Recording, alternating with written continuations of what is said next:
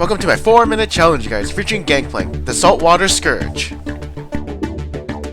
Gangplank is obviously not the most efficient jungler at the moment, but I will show you how to play him anyways. So for runes, we take a bunch of attack speed. The reason is that's because his E gives him like 12 damage, so the more attacks you do, you'll still have that 1280 on that, and also at level 9, you have 40 AD. If you want, you can add 1 or 2 lifesteal runes, as Gangplank does have a lot of AD from his passive, and he can proc it off his Q from his E, and basically attack speed also helps him get his passive up more quicker in the jungle, and of course faster clears. For blues, take magic resist or cooldown reduction. I prefer cooldown reduction for more ultimates. And the reason I don't take movement speed Quince is because he doesn't need movement speed because he already has his passive. So for the items, we can take Elder Lizard or Ancient Golem.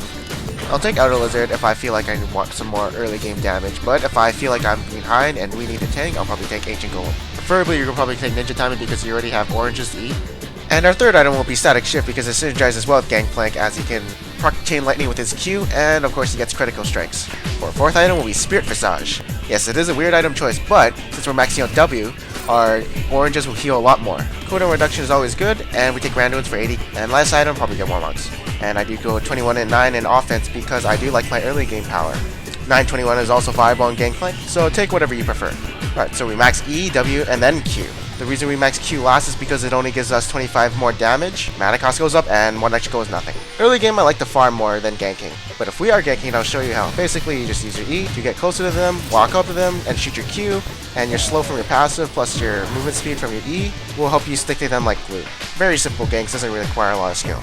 Once you're ganking and you obtain your ultimate, you should put that ultimate on the character that you're trying to kill, but also remember to put it on the tip of him and where he's going to run through. As you can see, I put the ultimate more closer to his tower because I know that's where he's going to run to. Now let's talk about global ult usage. What I like to do with GP is, if I'm farming or away from a situation, I like to use my ultimate. Sometimes, if a laner isn't there to get any XP, I'll just use it because I like gold.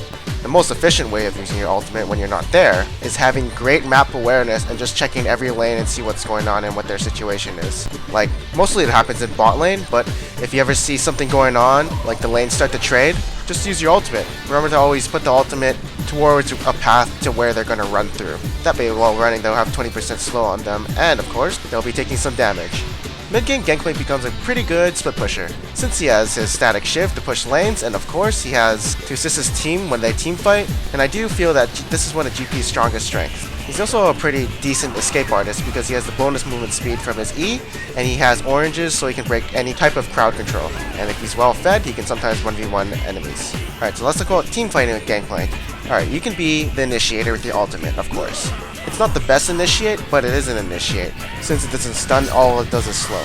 And once the teamfight is started, your goal is to use your ultimate and place it where it can hit most of your enemies. And what you're going to do is probably focus the front line because they will probably peel for their back line. And Gangplank isn't the best diver or assassin, so that's why I just usually focus the front targets. In this teamfight, I actually do dive, but I will state what reasons why I was diving. So as you can see, Leona landed her combo on Jinx, and she will be locked down. This worked because Olaf didn't peel for his teammates, and they had no protection, so we could just go straight on them. If Olaf had peeled for his teammates, I probably would have switched focus. In this teamfight, I actually do peel for my team. I actually go straight on Olaf, because if I win an Ezreal, I know he can arcane shift backwards, and I'll just get kited. Unless someone lands a stun or root, I can't go on him until then. So my main primary focus is Olaf.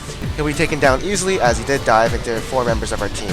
Once you're low, back up a bit, and once your cooldowns are up, that's when you can get back and fight a bit. Thank you for watching my 4-minute Gangplank guide. I hope you guys enjoyed it. Please like, subscribe, and comment, and the 2 videos here are Kha'Zix Jungle and Vi Jungle. So if you want to check them out, just click the link, and I'll see you guys next time.